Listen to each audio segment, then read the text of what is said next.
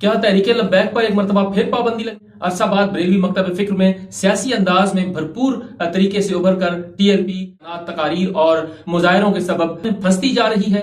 क्या वफाकी हुकूमत को तहरीक लब्बैक से मजीद भी कोई खतरा है?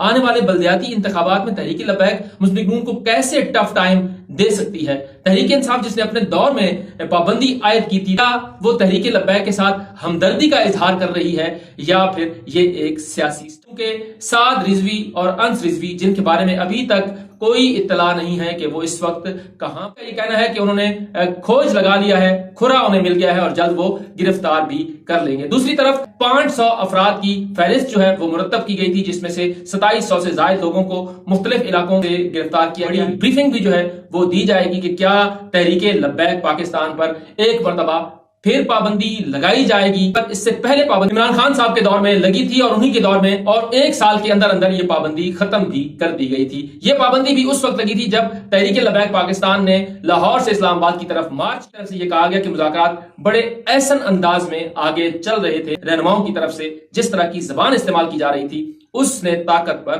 रहमान के साथ उन्होंने एक भरपूर प्रेस कॉन्फ्रेंस की है। उस प्रेस कॉन्फ्रेंस में इस तशद्दुद की पुरजोर अल्फाज में मजम्मत की गई है। बातचीत के जरिए मामलात को हल किया जाता है, गोली नहीं चलाई जाती। तो ये क्यों इकदाम जो है वो हुकूमत की तरफ रवैया अख्तियार किया है, नफरत आमेज तकारीर की हैं, उन तकारीर की रिवायात जो है वो कभी बरेलवी मकतब फिक्र में नहीं। मुनीबुर रहमान ने यह भी मुतालबा किया हुकूमत पाकिस्तान से कि जो अमवात हुई हैं उनकी लाशें उनके वरसा के हवाले की जाए, लेकिन हुकूमत की तरफ से यह कहा जा रहा है कि जितनी अमवात का दावा जो है वो टीएलपी की तरफ से किया जा रहा है वो सरासर।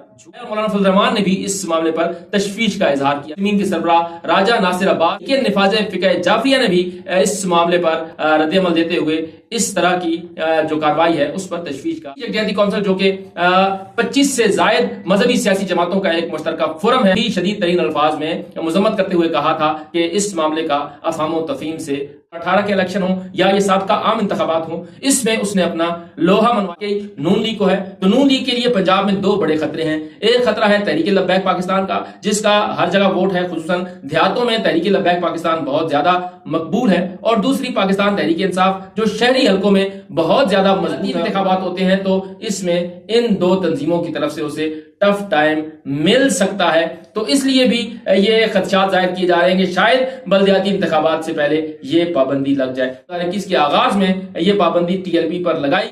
8000 जो टीएलपी के कारकुनान थे उन्हें 4th शेड्यूल किया गया था और तकरीबन 2100 के करीब कारकुनों को गिरफ्तार किया गया था।